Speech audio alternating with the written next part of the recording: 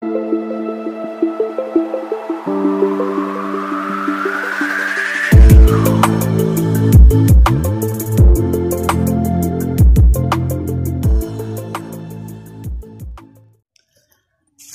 warahmatullahi wabarakatuh, kawan-kawan subscriber semuanya. Oke, pada kesempatan kali ini saya ingin berbagi bagaimana kita mau menentukan bibit yang baik, mau membeli bibit yang baik kepada petani. Oke kawan-kawan, kita datang ke lahan, setelah itu kita cek lahannya, jahenya seperti apa. Kita cek semuanya, kalau perlu cek semuanya, jahenya ada nggak indikasi penyakit Fusarium sama bakteri Pseudomonas. Nah, kita wajib cek kawan-kawan.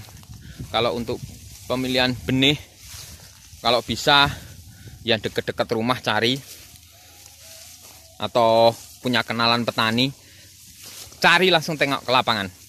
Supaya tidak kecewa kan, kalau membawa Fusarium sama bakteri Pseudomonas udah repot, ditanam itu juga nanti rugi besar kita.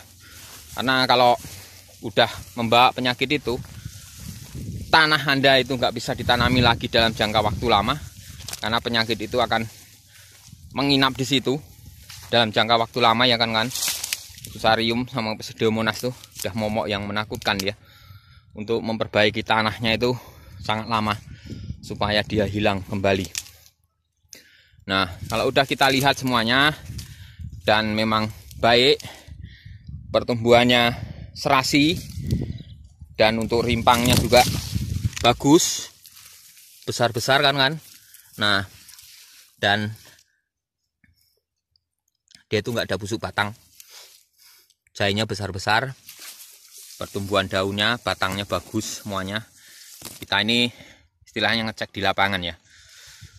Nah, riwayat benih di lapangan kita tahu. Ternyata benih yang aku mau pesan ternyata bagus. Itu lega kan. Kalau ingin mencari benih jahe bisa ngecek langsung ke lapangan supaya benih yang kita bawa itu enggak membawa penyakit. Karena ya saya tekankan berkali-kali ya di video itu, kuncinya nanam itu pertama pikirkan benihnya dulu, bebas penyakit atau enggak. Kalau umpamanya kawan-kawan pesen jahe dari luar, dari jauh atau apa, konfirmasi benar-benar ke penjualnya, cari penjualnya yang benar-benar jujur, tanya riwayat tanaman tersebut ada enggak yang kena penyakit Fusarium dan Pseudomonas, terutama itu poin 2 ya, penyakit yang menakutkan dan mematikan untuk jahe. Kalau perlu cari penjual itu, umpamanya ada kawan yang terdekat dengan penjual, suruh kawannya untuk mensurvei di lapangan ada kena penyakit enggak. Kalau bagus boleh diambil kawan. Dan kalau kita dapat penjual yang enggak jujur, ternyata di kebunnya itu kena penyakit semua, dibilang bagus, walah itu repot. Anda udah senang-senang jahenya datang disemai, baru berapa bulan udah pada busuk batang, udah ada bakteri, itu kan pusing kan. Kita tuh harus benar-benar nyeleksi ya. Kalau jahe itu modalnya bukan 1.000 rupiah, 100.000, sejuta. Kalau dalam jumlah banyak gini, waduh, puluhan juta kan. Itu kalau pakai tenaga orang lain. Kalau tenagain sendiri ya tenaga kita ya tetap dihitung lah. Kalau dalam proses produksi itu ya tidak boleh, wah tenaga aku ya nggak dihitung dana ya, tenaga kita itu harus dihitung. Kita itu kerja segini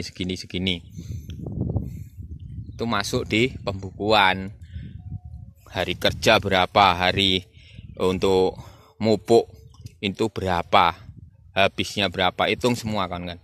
Karena sistem dalam proses pertanian, baik itu diolah sendiri atau dikerjakan orang lain, kalau kita ngolah sendiri itu tenaga kita ya dihitung ya, minimal walaupun tenaga kerja itu kita menghargai kerjaan kita itu ada nilainya, harganya, seperti itu tuh.